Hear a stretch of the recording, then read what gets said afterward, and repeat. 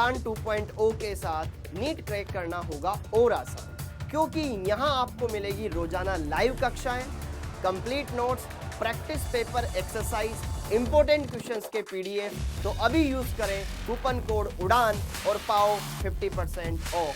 Join now. Hello बच्चों, कैसे हैं आप सब? आशा करता हूं आप सभी बच्चे अपने घरों पर एकदम स्वस्थ हैं, अच्छे से अपने नीट के एग्जाम की बढ़िया तैयारी कर रहे हैं। तो बच्चों, जैसा कि आपको पता है नीट के एग्जाम की डेट आ चुकी है 7 मई 2023। अब आप परेशान हो रहे होंगे कि हम किस तरीके से पढ़ाई करें जिससे कि हमारा नीट के एग्जाम को अच्छे से क्लियर किया जा सके। ऐसे बहुत सारे बच्चों के कमेंट्स मैंने देखे कि सर केमिस्ट्री का चैप्टर वाइज वेटेज भी बता दो। ठीक है, फिजिक्स का हमने देख लिया है, केमिस्ट्री का भी चैप्टर वाइज वेटेज बता दीजिए। तो बच्चों आप परेशान ना हो, सारी चीजें आपको बढ़िया से बढ़िया मैं बताऊंगा। और आपकी इस डिमांड पर आज मैं लेकर आया हूं यहां पर केमिस्ट्री का चैप्टर वाइज वेटेज, कि किस चैप्टर को हम पढ़ें जिससे कि हमारे नीट के एग्जाम में सेलेक्ट होने के चांसेस ज्यादा हो। ऐसे कौन से वो चैप्टर्स है सर जो कि हाई वेटेज वाले हैं, और वो कौन से चैप्टर है जो आसानी से पढ़े जा सकते हैं, ऐसे कौन से चैप्टर है जो कि टफ है। ये सारी चीजें आपको पता हो बेटा तो कहीं ना कहीं आप एग्जाम को अच्छे तरीके से क्लियर कर सकते हो। तो यहां पर बच्चों मैं आपको वो चैप्टर्स बताने वाला हूं जिनसे कितने कितने क्वेश्चंस पिछले सालों में आए हैं और इस साल में कितने प्रश्न आने के चांसेस हैं। उसी के हिसाब से बच्चों ये टेबल मैंने आपके लिए बनाई है जो कि आपके लिए बहुत बेहतरीन रहेगी। आपकी पढ़ाई को अच्छे से क्लियर करने में इसका काफी ज्यादा रोल रहेगा। ओके बच्चों, क्लियर है? तो सबसे पहले तो यार आप इस वीडियो को बढ़िया से लाइक करें और अपने दोस्तों को शेयर कर दें ताकि हर एक बच्चे को इस क्लास का, इस वीडियो का फायदा मिल सके। ओके, तो बात करें यार यहाँ पर केमिस्ट्री के अंदर कौन कौन से चैप्टर्स हैं जो हमें देखने हैं जिनका ज्यादा वेटेज नीट के अंदर, वो भी देखेंगे।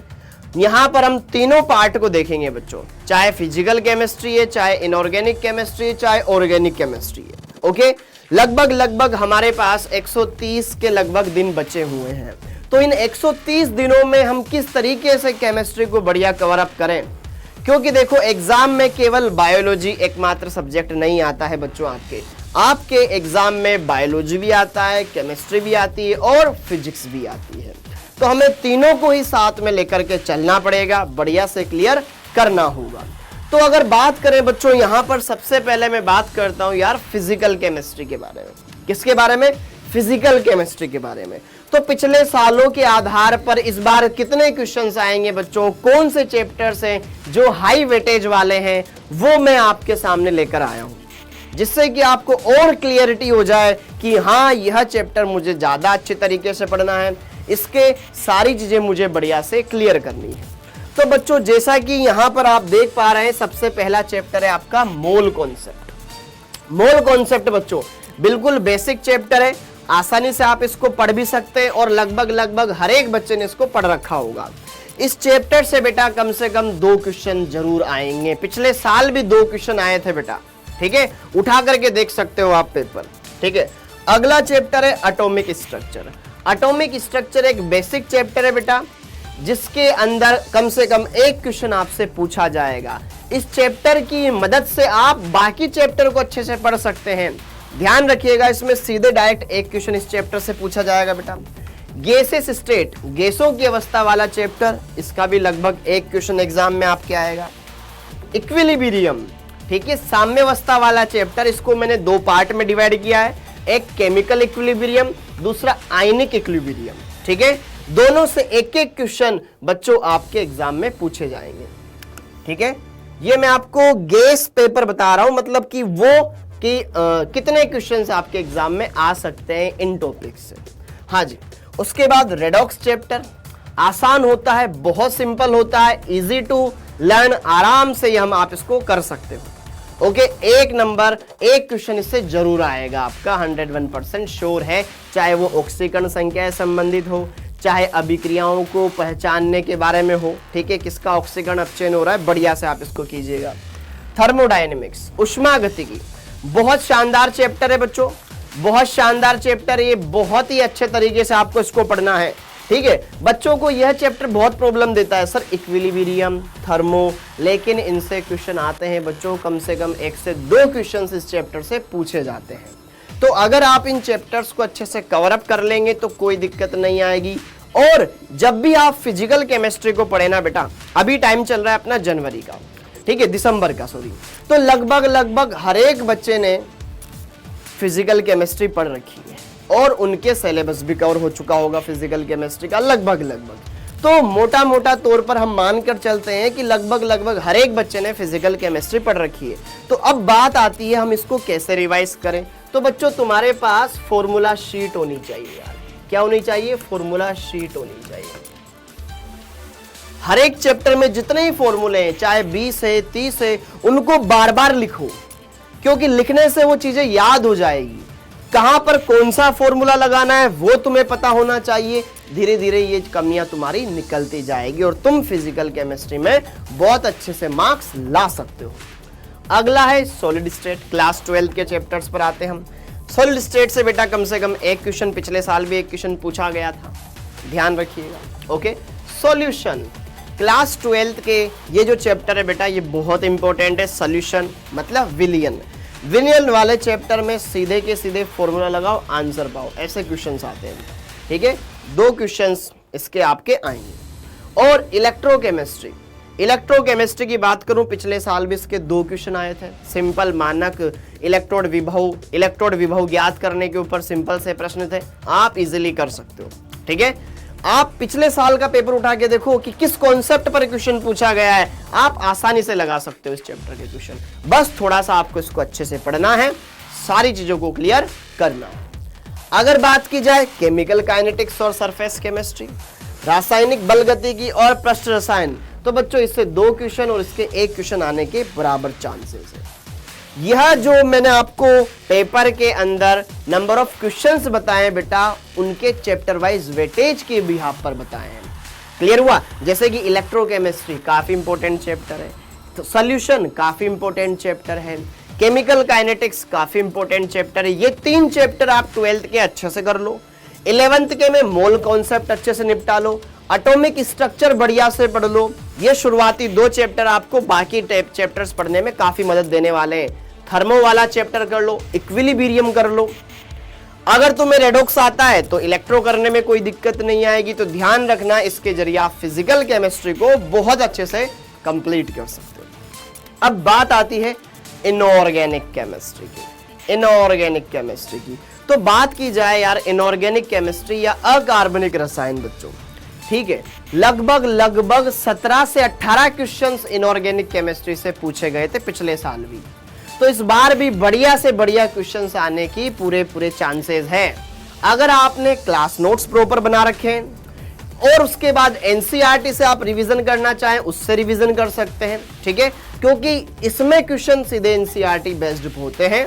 अगर आपने टीचर्स के नोट्स बढ़िया पढ़ रखे हैं, एनसीईआरटी अच्छे से रिवाइज कर रखी है, क्वेश्चंस की प्रैक्टिस कर रखी है, तो आप आसानी से इसको निपटा सकते हैं।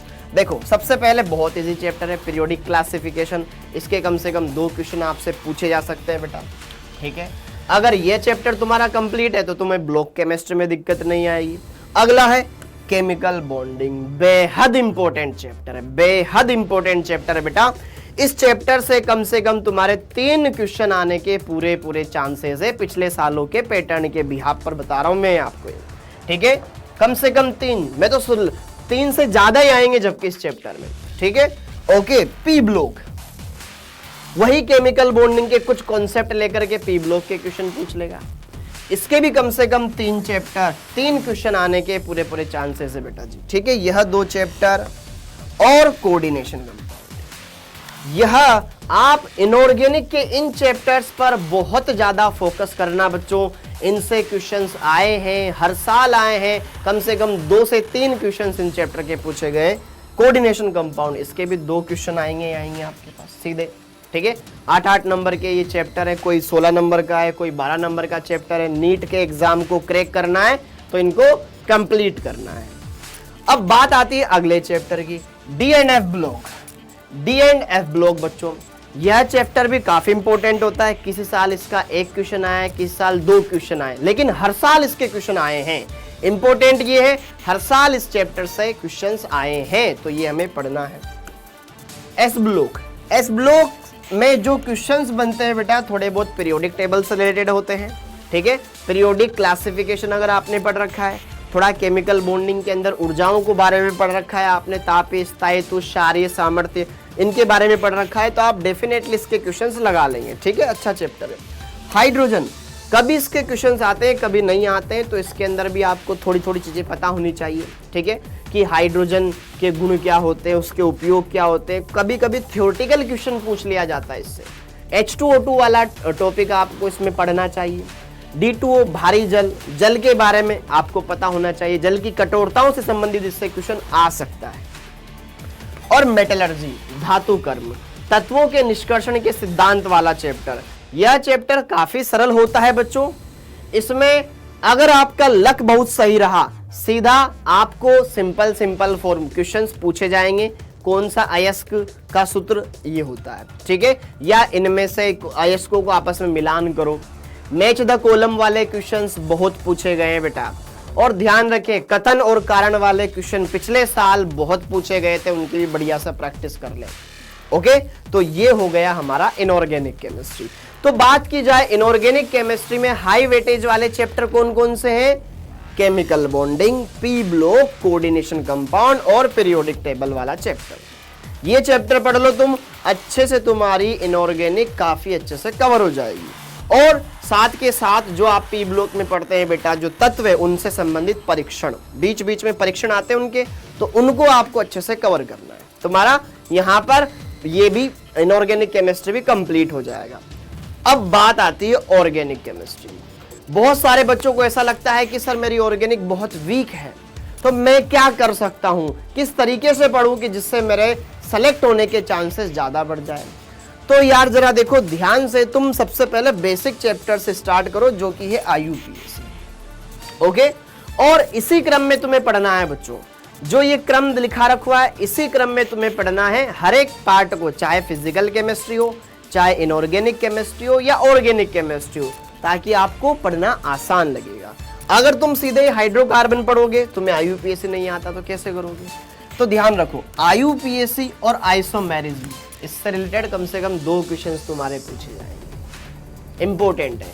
अगर तुम्हें IUPAC आता है, ठीक है, तो वो चैप्टर तुम्हारे आगे भी काम आएगा। अगला है GOC, जनरल ऑर्गेनिक केमिस्ट्री, सामान्य कार्बनिक रसायन, बहुत इंपॉर्टेंट है बेटा, बहुत इंपॉर्टेंट है, ठीक है। हर साल इससे क्वेश्चन आए हैं, चाहे कार्बोनाइन का स्थायित्व हो या कार्बोनाइन का स्थायित्व हो, मुक्त मूलक का स्थायित्व हो, ठीक है, नाभिक स्नेह, इलेक्ट्रॉन स्नेह से संबंधित प्रश्न पूछ लेगा, प्लस I प्रभाव, M प्रभाव, अनुनाद, उससे संबंधित प्रश्न पूछ लेगा, अनुनादी संरचनाओं के स्थायित्व का संबंधित प्रश्न पूछ लेगा, एरोमेटिकता से संबंधित प्रश्न पूछ ले, अम्लीय सामर्थ्य, क्षारीय सामर्थ्य के ऊपर प्रश्न पूछ लिया जा सकता है। बहुत बढ़िया टॉपिक है बेटा ये। अगला है हाइड्रोकार्बन। यह चैप्टर तुम्हें पढ़कर जाना है एनी हाउ बेटा, बहुत इंपॉर्टेंट है, ठीक है। यह GOC, हाइड्रोकार्बन, ये ऑर्गेनिक में बहुत काम के होते हैं, ठीक है। इससे भी कम से कम 2 क्वेश्चंस आने के पूरे चांसेस है, पिछले सालों में भी आए हैं। अगला है एरोमेटिक कंपाउंड। एरोमेटिक कंपाउंड बोले तो मतलब जैसे कि बेंजीन है या एरोमेटिक यौगिक है, फिनोल हो गया, बेंजल्डिहाइड हो गया, बेंजोइक अम्ल हो गया, एनिलीन हो गया, उनसे संबंधित बहुत सारी अभिक्रियाएं एग्जाम में पूछी जाती है। क्लियर हो गया? इसके भी कम से कम 2 क्वेश्चंस बनने वाले हैं। हेलो एल्केन, केवल हेलो एल्केन से बच्चों कम से कम 1 क्वेश्चन आ सकता है, क्योंकि बाकी जो क्वेश्चन बनेगा वो एरोमेटिक कंपाउंड से रिलेटेड बन जाएगा, क्लोरोबेंजीन से रिलेटेड। ओके, ये ध्यान रखिएगा। अगला है यहाँ पर एल्कोहल, फिनोल, ईथर। यह जो आने वाले 3 चैप्टर है बेटा बहुत इंपॉर्टेंट है, एल्कोहल, फिनोल, ईथर, एल्डिहाइड और एमीन वाला चैप्टर। क्लियर हो गया? आपने एल्कोहल बढ़िया पढ़ना है, फिनोल और ईथर, यह बहुत अच्छा चैप्टर है। इसमें कई अभिक्रियाएं दे रखी है जो कि एग्जाम में पूछी गई है हर साल। अगली बात करें एल्डिहाइड। एल्डिहाइड वाला चैप्टर बेहद इंपॉर्टेंट है, काफी सारी नेम रिएक्शन है बच्चों, एल्डोल हो गया, केनिजारो हो गया, हेलोफोम हो गया, जो कि एग्जाम में सीधे आती है, ठीक है। 2 क्वेश्चंस इनके आएंगे ही आएंगे। ओके, और बायोमोलिक्यूल, जैव अणु, ये लास्ट के चैप्टर्स बेटा, जैव अणु, बहुलक, दैनिक जीवन में रसायन, पर्यावरणीय रसायन, यह तो पढ़कर जाने हैं। हर साल क्वेश्चन आया है। मान लो किसी साल एमीन का क्वेश्चन नहीं आया, लेकिन ये तो हर साल पूछे गए हैं। ये चैप्टर वो है जो आपकी रैंक इंप्रूव करते हैं। बाकी चैप्टर तो सब पढ़कर जाते हैं, यह चैप्टर कुछ ही बच्चे पढ़ते हैं ढंग से, उन्हीं का सिलेक्शन हो पाता है, उन्हीं की रैंक ज्यादा इंप्रूव होती है। पॉलीमर वाला चैप्टर पढ़ लो, बहुलक वाला chapter, chemistry in everyday life, दैनिक जीवन में रसायन वाला चैप्टर आप कर लीजिए, एनवायरमेंटल केमिस्ट्री, पर्यावरणीय रसायन कर लीजिए, और प्रैक्टिकल ऑर्गेनिक केमिस्ट्री। जो ऑर्गेनिक केमिस्ट्री से रिलेटेड जो परीक्षण होते हैं ना बच्चों, आपको कक्षा 11वीं में एक चैप्टर दिया गया है, कार्बनिक रसायन, कुछ आधारभूत तकनीकें एवं सिद्धांत। जो पीछे तकनीकें दे रखी है बेटा पीछे पीछे, ठीक है, कि नाइट्रोजन की पहचान कैसे करते हैं, कार्बन की पहचान कैसे करते हैं, वो सारी लिबिक प्रक्रम, डुमास प्रक्रम, कैरियस प्रक्रम, ये जेल्डाल प्रक्रम, केल्डाल प्रक्रम, ये पढ़कर जाना। इनसे क्वेश्चन आता है, हर बार क्वेश्चन आया है। आसवन, संगणन, क्रोमेटोग्राफी पढ़कर जाना, इनसे क्वेश्चंस आते हैं। सीधे जो 11th की एनसीईआरटी में पीछे दे रखा है उनको पढ़ लो, उन्हीं से क्वेश्चन आते हैं सीधे, ठीक है। तो इसके जरिए आप ऑर्गेनिक को काफी हद तरीके से क्लियर कर सकते हो। दूसरी बात, ऑर्गेनिक में क्या करना है, नेम रिएक्शंस बच्चों, नेम रिएक्शंस को आपको काफी इंपॉर्टेंस देनी है। नेम रिएक्शंस के बारे में आपको पता होना चाहिए, लिख लिख करके याद कर लो इनको कि हाँ ये वाली नेम रिएक्शन ऐसी होती है, इसमें ये होता है, ये अभिकर्मक लिया जाता है। तुम्हें अभिकर्मकों के बारे में पता होना चाहिए, तो तुम काफी अच्छी तरीके से इसको कंप्लीट कर सकते हो। क्लियर हो गया। इनऑर्गेनिक को तुम्हें बढ़िया करना है, तुम्हें अणुओं की संरचना के बारे में ज्ञान होना चाहिए, संकरण निकालना आना चाहिए। अणुओं की संरचनाएं अगर तुम्हें पता है तो काफी बड़ा पार्ट तुम इनऑर्गेनिक का कवर कर लोगे बच्चों। क्लियर हो गया। ऑर्गेनिक में तुम्हें नेम रिएक्शंस आनी चाहिए, 12th के चैप्टर्स, 11th के हाइड्रोकार्बन, जीओसी वाला पार्ट तुम्हें आना चाहिए, बेहद इंपॉर्टेंट है। क्लियर हो गया, ओके। तो अब बात करूं मैं यहां पर यार कि किस चैप्टर्स, किस पोर्शन से कितने कितने क्वेश्चंस पूछे जा रहे हैं। पिछले साल बेटा लगभग 16-17 क्वेश्चन फिजिकल के आए थे, फिर उतने ही क्वेश्चन इनऑर्गेनिक के आए थे, और थोड़े से ऑर्गेनिक के ज्यादा आए थे। जब हमने पिछले साल बच्चों से बात करी थी तो उन्होंने बोला था कि सर इनऑर्गेनिक के क्वेश्चन ज्यादा आए, ठीक है, क्योंकि इतने क्वेश्चन 17-18 क्वेश्चन बहुत होते हैं बेटा इनऑर्गेनिक के, ठीक है। लेकिन पिछले कुछ सालों में पैटर्न बदला है, एनटीए का थोड़ा नजरिया इनऑर्गेनिक की तरफ भी ज्यादा गया है। तो ध्यान रखें आप इस इनऑर्गेनिक वाले पार्ट को न छोड़ें। ऐसा करते हैं ना, हम फिजिकल पढ़ लेते हैं, ऑर्गेनिक पढ़ लेते हैं, इनऑर्गेनिक छोड़ देते हैं, नहीं हो पाएगा बेटा। आप जो कॉलेज चाह रहे हो ना, आपका जो ड्रीम में एमबीबीएस कॉलेज, वो नहीं मिल पाएगा फिर, क्योंकि 17 क्वेश्चंस मायने रखता है अपने आप में, ठीक है। तो आप इसको इग्नोर नहीं कर सकते, आपको तीनों पार्ट को साथ में लेकर चलना होगा, तभी आपका ड्रीम मेडिकल कॉलेज आपको मिल सकता है। किसी ने एम्स सोच रखा होगा, किसी ने कोई बढ़िया सा गवर्नमेंट कॉलेज उनके आसपास के एरिया का सोच रखा होगा, किसी ने बेहतरीन कॉलेज सोच रखा होगा अपने हिसाब से, तो आपको वो पाना है, जी तोड़ मेहनत करनी है। तो एग्जाम में किस चैप्टर का कितना वेटेज है वो तो तुम्हें पता होना चाहिए, जो कि मैंने आपको यहाँ पर क्लियर करवा दिया है बच्चों। अब आपको क्या करना है, बढ़िया से इन चैप्टर्स को पढ़ना है, अच्छे से कवर अप करना है, और जो सीक्वेंस मैंने यहाँ पर बताया था कि जैसे कि ऑर्गेनिक की शुरुआत तुम आईयूपीएसी से करो, आइसोमेरिज्म से करो, फिर उसके बाद आ जाओ जीओसी, जनरल ऑर्गेनिक केमिस्ट्री, ठीक है। अब बहुत सारे बच्चे होंगे जो बोर्ड की तैयारी कर रहे हैं केवल, लेकिन उन्होंने भी फॉर्म भरा होगा, वो भी फॉर्म भरेंगे, ठीक है, कि नीट का फॉर्म तो सर हम भी भरेंगे, लेकिन हमारे 11th 12th में तो कहीं जीओसी नाम का चैप्टर है ही नहीं, ठीक है। तो ध्यान रखे बेटा, जो कक्षा 11वीं है उसका जो पहला चैप्टर है ना ऑर्गेनिक केमिस्ट्री का, कुछ आधारभूत सिद्धांत एवं तकनीकें, कार्बनिक रसायन वाला वही है, उसी के अंदर ये तीनों पार्ट आते हैं, आईयूपीएसी, समावयवता और सामान्य कार्बनिक रसायन, ठीक है। तो आपको परेशान होने की जरूरत नहीं है, सब बच्चों को बेहतरीन करना है, और अभी तुम्हारे पास मौका है, अभी आपके पास दिन भी बचे हुए हैं, ज्यादा कुछ घबराने की जरूरत भी नहीं है। जो बच्चे 12th बोर्ड का एग्जाम देने वाले हैं तो वो 12th तो पढ़ ही रहे हैं,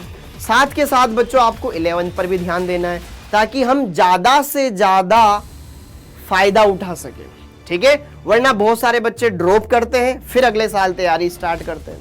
अगर आपके पास अभी मौका है तो आप इसको कंप्लीट कर सकते हैं बच्चे, क्लियर है ना, ओके। और मेहनत करते रहो यार, सक्सेस मिलती जाएगी।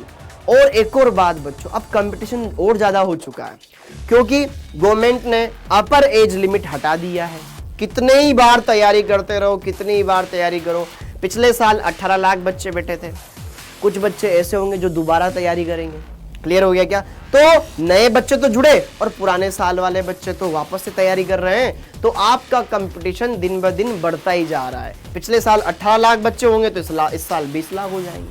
तो कंपटीशन बढ़ता जा रहा है बच्चों, तो आपको बढ़िया से प्लानिंग के साथ प्रिपरेशन करनी है। ओके, तो उम्मीद है आप सभी को यह वीडियो काफी ज्यादा इंफॉर्मेटिव लगी होगी। सारी बातें जो मैंने बताई है आपको अच्छे से क्लियर हुई होगी। ओके, तो इसी के साथ बच्चों इस वीडियो को यहीं पर हम एंड करते हैं। आई होप आप सभी को सारी बातें अच्छे से क्लियर हो गई है। इसी के साथ आप सभी का बहुत बहुत धन्यवाद बच्चों। बढ़िया से पढ़ते रहो, आगे बढ़ते रहो। आप सभी का बहुत बहुत धन्यवाद। जय हिंद।